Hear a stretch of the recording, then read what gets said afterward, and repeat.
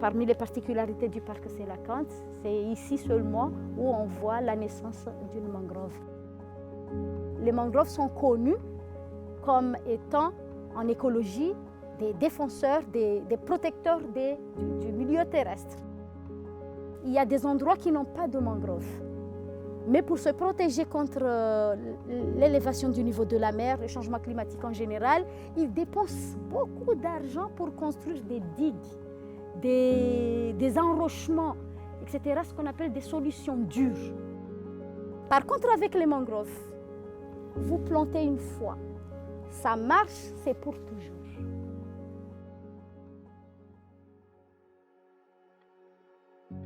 Actuellement, on est dans le parc Sélacanthe, au sud de l'île.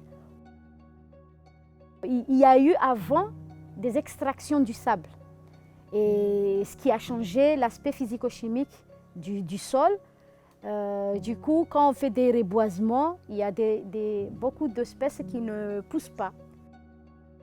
Donc, j'ai travaillé avec la communauté, surtout les associations, les éco-gardes du parc et l'association Mundaina et notre association AGD, pour voir comment planter pour que les espèces réussissent. On veut comparer financièrement le coût entre un endroit où il y a une mangrove et un endroit où il n'y a pas de mangrove. C'est le monde à l'envers. Quand on a une mangrove, là, les poissons, les récifs, les herbiers marins sont protégés.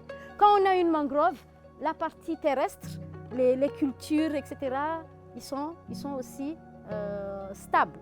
Donc, si on dégrade, tout vient ici, mais au moins la mangrove peut récupérer ce qui a été érodé en haut.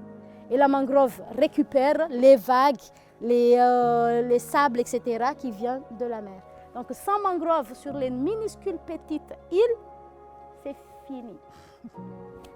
Donc ça, c'est notre barrière, c'est notre clôture, c'est notre rempart, c'est notre un peu de tout quand on est dans des états insulaires comme nous.